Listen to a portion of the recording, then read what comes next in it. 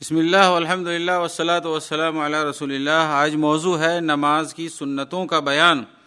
نماز کی سنتیں قولی اور فعلی بہت زیادہ ہیں۔ قولی سے مراد یعنی دعائیں، زبان سے بولنے والی سنتیں، اور فعلی سے مراد یعنی عمل، ہاتھ پیر کی سنتیں۔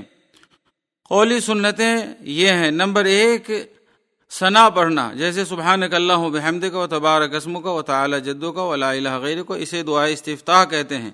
نمبر 2، خاموشی کے ساتھ پہلی رکعت میں قرآن پڑھنے سے یعنی سورہ فاتحہ پڑھنے سے پہلے اعوذ باللہ من الشیطان الرجیم پڑھنا۔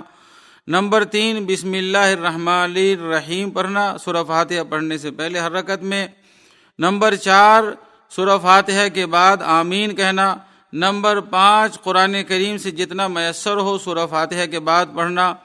نمبر 6، بلند آواز سے صبح کی اور فجر کی دونوں رکعتوں میں بلند آواز سے یعنی قرأت جہری کرنا۔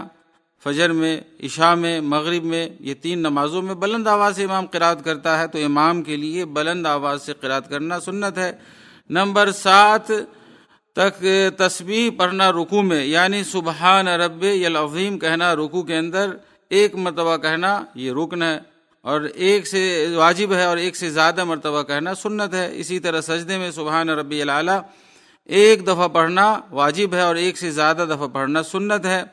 اسی طرح سجدے کے دونوں سجدے کے درمیان رب اغفرلی 1 دفعہ پڑھنا واجب ہے، 1 سے زیادہ دفعہ پڑھنا سنت ہے۔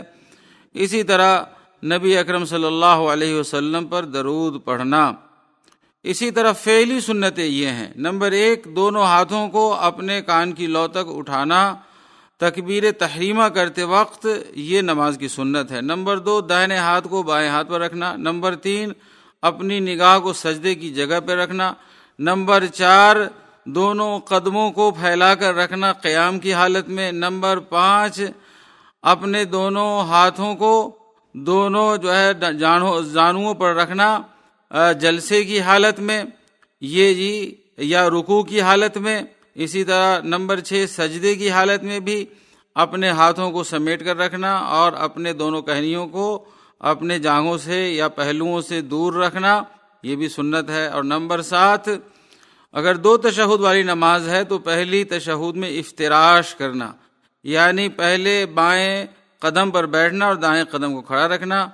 اور اگر 2 تشہد والی نماز ہے تو تورک کرنا، یعنی بائیں قدم کو دائیں قدم کی پنڈلی کے نیچے رکھنا اور سرین پر بیٹھ جانا۔